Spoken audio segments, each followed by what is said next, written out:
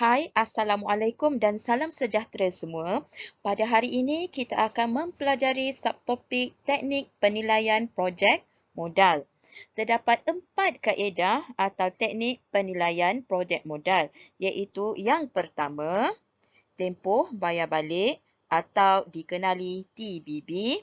Yang kedua, tempoh bayar balik terdiskaun atau dikenali sebagai TBBD atau TBBT.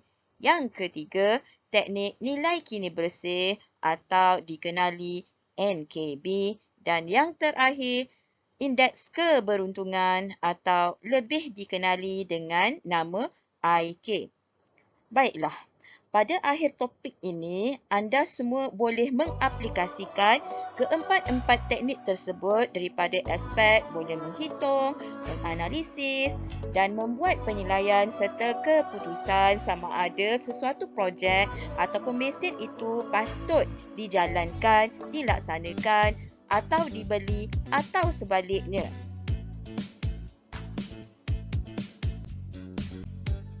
Baiklah, kita lihat terlebih dahulu kaedah ataupun teknik yang pertama iaitu teknik tempoh bayar balik atau lebih dikenali sebagai TBB.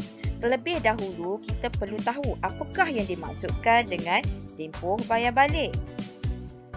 TBB merupakan tempoh masa yang diperlukan untuk mendapatkan pulangan bersih pelaburan bagi menampung kos yang terlibat. Ini bermaksud kita ingin mencari berapa lama tempoh bagi sesuatu projek itu mendapat semula pelaburan awalnya. Baiklah, rumus ataupun formula bagi aliran tunai seragam adalah TBB sama dengan pelaburan permulaan dibahagikan dengan aliran tunai tahunan. Baiklah, kita lihat terlebih dahulu keputusan pemilihan projek. Maksudnya, untuk kaedah TBB ini, bagi aliran tunai seragam, ada beberapa cara untuk kita menilai sama ada sesuatu projek itu kita patut terima ataupun kita terpaksa tolak. Yang pertama adalah tempoh bayar balik dibandingkan dengan jangka hayat projek. Bagaimana? Contohnya, TBB projek A kita dapat 3 tahun. Manakala jangka hayat projek A sama dengan 5 tahun. Maka pengurus syarikat boleh melaksanakan projek tersebut kerana projek tersebut lebih singkat tempohnya selama 2 tahun berbanding jangka hayat projek. Ni kita bandingkan TBB yang kita dapat tadi 3 tahun. Jangka hayat projek adalah 5 tahun. So kita nampak kat sini. TBB projek A adalah lebih singkat ataupun lebih pendek tempoh masanya berbanding jangka hayat projek tersebut. So, pengurus syarikat boleh melaksanakan projek tersebut. Baiklah, kita sambung kembali cara untuk membuat keputusan sama ada memilih ataupun menolak sesuatu projek masih lagi kaedah TBB. Yang kedua, kita bandingkan tempoh bayar balik tadi dengan tempoh yang ditetapkan oleh pihak pengurusan. Misalnya, TBB projek A adalah 3 tahun. Tempoh yang ditetapkan oleh pihak pengurusan 3.5 tahun. Maka pengurus syarikat tersebut boleh melaksanakan projek tersebut kerana TBB projek tersebut lebih singkat tempohnya selama 0.5 tahun berbanding syarat yang ditetapkan oleh pihak pengurusan syarikat. Jadi kita lihat kembali. TBB yang kita kira untuk projek A tadi dapat 3 tahun. Ini adalah tempoh ataupun syarat yang ditetapkan oleh pihak pengurusan iaitu 3.5 tahun ataupun 3 tahun 6 bulan. So kita tengok tempoh yang ditetapkan adalah lebih panjang berbanding tempoh masa yang projek A yang kita dapat tadi. So maksudnya kat situ kita bolehlah laksanakan projek A tadi sebab tempoh bayar balik dia adalah lebih singkat berbanding syarat yang ditetapkan oleh pihak pengurusan. So, macam mana dapat 0.5 tahun ini? 3.5 tahun tolakkan dengan 3. So, dapatlah perbezaannya. Jangka masa yang lebih singkat itu tadi ataupun lebih pendek itu tadi adalah selama sebanyak 0.5 tahun berbanding syarat yang ditetapkan oleh pihak pengurusan syarikat. Okey, kita masih lagi dalam keputusan pemilihan projek, sama ada nak terima ataupun tolak sesuatu projek menggunakan kaedah TBB. Okey, cara yang ketiga adalah jika projek alternatif bandingkan tempoh yang mana lebih pendek. Projek alternatif bermaksud syarikat berpeluang untuk menjalankan beberapa projek. Maksudnya lebih daripada satu projek itu tadi. So, kita akan bandingkan dan pilih tempoh yang paling singkat. Misalnya, okey, kita ada dua projek. TBB projek A kita dapat 3 tahun, TBB projek B kita dapat 5 tahun.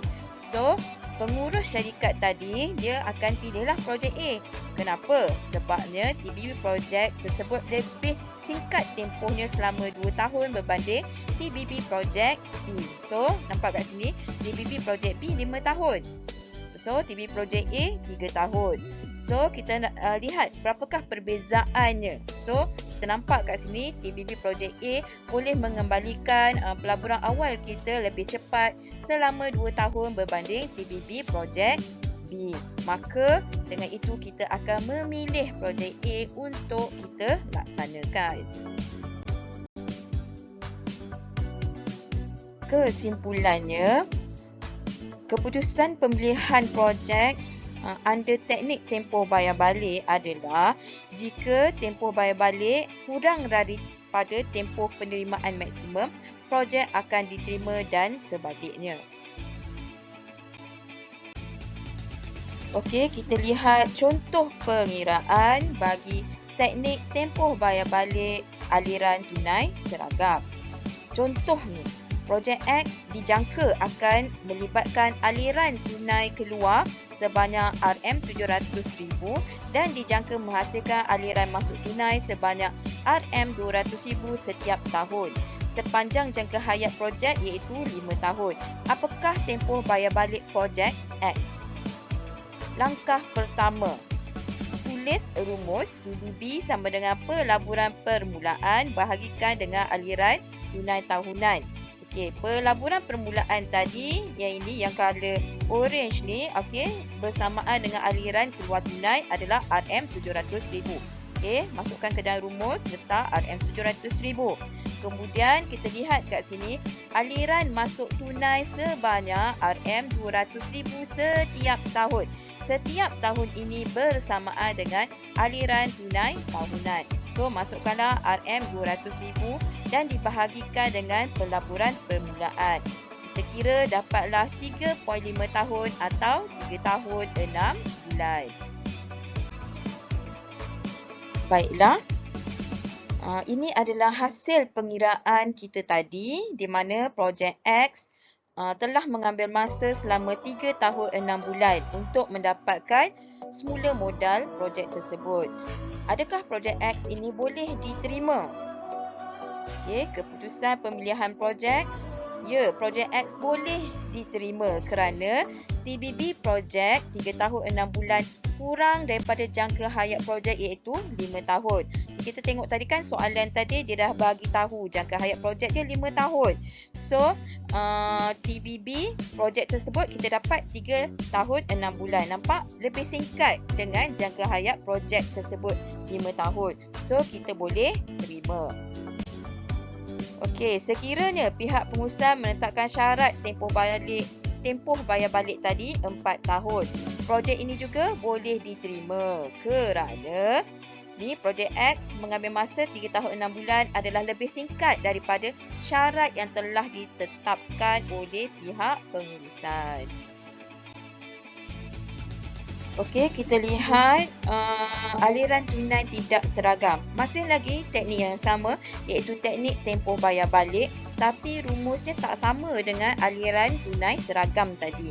Okey, bagi aliran tunai tidak seragam, formulanya adalah TBB sama dengan tahun sebelum tambah baki yang diperlukan dalam aliran tunai terkumpul dibahagikan dengan aliran tunai tahun selepas. Baiklah, kita lihat keputusan pemilihan projek apabila aliran tunai tadi tidak seragam. Masih lagi teknik atau kaedah yang sama, iaitu teknik tempoh bayar balik. Yang pertama, tempoh bayar balik tadi dibandingkan dengan jangka hayat projek tersebut. Kalau katakan tempoh bayar balik yang kita terima tadi, yang kita kira tadi pendek, misalnya kita kira dapat 3 tahun, jangka hayat projek tadi 5 tahun, maka projek tersebut kita boleh terimalah sebab tempoh dia adalah lebih pendek. Yang kedua, tempoh bayar balik dibandingkan dengan tempoh yang ditetapkan oleh pihak pengurusan. Contohnya, tempoh bayar balik yang kita kira tadi 3 tahun, syarat yang ditetapkan oleh pihak pengurusan adalah 4 tahun. So, projek tersebut kita boleh terima sebab tempoh bayar balik ni tadi adalah lebih singkat. Sebab lebih singkat kenapa? Dibandingkan 3 tahun dengan syarat 4 tahun yang ditetapkan oleh pihak pengurusan itu tadi. Jika projek alternatif, bandingkan tempoh yang mana lebih pendek lah. So, jika terdapat lebih daripada satu projek, so kita akan bandingkan tempoh mana yang paling pendek, projek itu yang kita akan dahulukan. So, kesimpulannya, jika TBB kurang daripada tempoh penerimaan maksimum, projek akan diterima. Manakala jika TBB melebihi daripada tempoh penerimaan maksimum, projek akan ditolak. Baiklah, kita lihat contoh pengiraan bagi aliran tunai tidak seragam.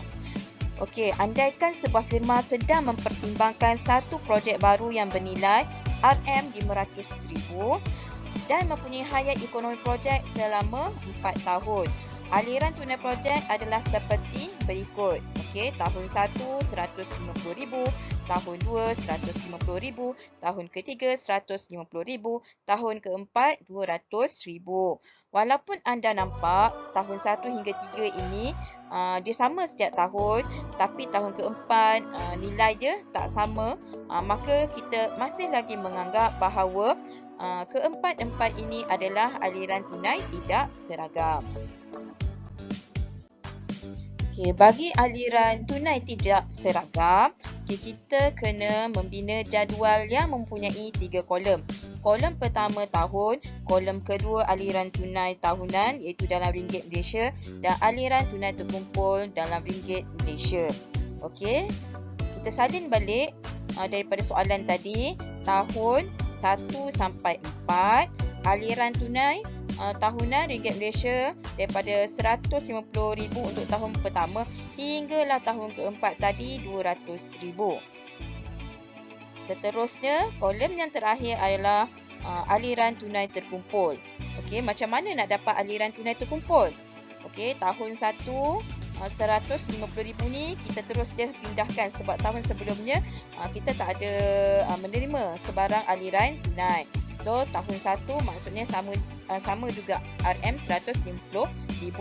Tahun kedua, aliran tunai terkumpul telah menjadi RM300,000 di mana aliran tunai terkumpul tahun pertama kita campurkan dengan aliran tunai tahun kedua. So, RM150,000 tambahkan RM150,000, maka kita akan dapat RM300,000. Begitu juga pada tahun ketiga, aliran tunai terkumpul macam mana dapat RM450,000? RM300,000 aliran tunai terkumpul pada tahun kedua kita tambahkan dengan aliran tunai tahunan tahun ketiga, maka dapatlah RM450,000. Begitu juga pada tahun yang keempat di mana aliran tunai terkumpul RM450,000 tadi kita akan tambahkan dengan aliran tunai tahun keempat RM200,000, maka aliran tunai terkumpul pada tahun yang keempat adalah RM650,000. Okey, kemudian kita lihat kat situ, okey. Pelaburan asal tadi ataupun pelaburan awal tadi adalah RM500,000. So, kita kenal pasti mana satu aliran tunai yang paling hampir dengan RM500,000. Dekat kolom mana kita nak lihat? Kita lihat dekat aliran tunai terkumpul. Okey. So, aliran tunai terkumpul tadi yang paling hampir dengannya adalah RM450,000. So, tahun dia adalah tahun ketiga. Dan aliran tunai tahunan kita ambil yang tahun selepasnya adalah RM200,000. Ini untuk kenapa kita perlu highlightkan color kuning ini tadi, untuk memudahkan kita masuk ke dalam rumus untuk mengira tempoh bayar balik itu tadi. Baiklah, kemudian kita akan masukkan dalam formula TBB sama dengan tahun sebelum tambah baki yang diperlukan dalam aliran tunai terkumpul dibahagikan dengan aliran tunai tahunan tahun selepas. Okey, so TBB sama dengan 3 tahun. 3 tahun ni yang kita dah highlightkan tadi. Okey, tambah RM500,000. RM500,000 ni adalah pelaburan awal kita tadi. Tolakkan dengan RM450,000, di mana RM450,000 ini adalah nilai pada aliran tunai terkumpul pada tahun ketiga. Kemudian kita bahagikan dengan RM200,000 iaitu aliran tunai tahun selepasnya. Kita kira-kira, maka kita dapatlah 3.25 tahun atau 3 tahun 3 bulan. Macam mana nak dapat 3 bulan ini? 0.25 tahun yang kita dapat tadi, kita darabkan dengan 12 bulan. Sebab dalam setahun ada 12 bulan. So, kita kira kita dapatlah 3 bulan. Baiklah. So, sekarang kita perlu tentukan sama ada kita nak terima ataupun tolak projek tersebut. Memandangkan kita dapat TBB untuk projek baru tadi adalah 3.25 tahun ataupun 3 tahun 3 bulan, maka projek untuk projek tersebut kita boleh terimalah kerana TBB-nya kurang daripada hayat ekonominya 4 tahun. So, kesimpulannya di sini adalah aliran tunai seragam dengan aliran tunai tidak seragam tak sama jalan kerjanya bagi mendapatkan tempoh bayar balik. Bagi aliran tunai seragam, jalan kerjanya amatlah ringkas dan mudah, di mana untuk mendapatkan TBB kita hanya perlu bahagikan di antara pelaburan permulaan dengan aliran tunai tahunan. Manakala bagi aliran tunai tidak seragam, okey, kita perlu membina jadual terlebih dahulu, kemudian masukkan ke dalam rumus iaitu TBB sama dengan tahun sebelum tambah baki yang diperlukan dalam aliran tunai terkumpul bahagi dengan aliran tunai tahun selepas bagi mendapatkan TBB.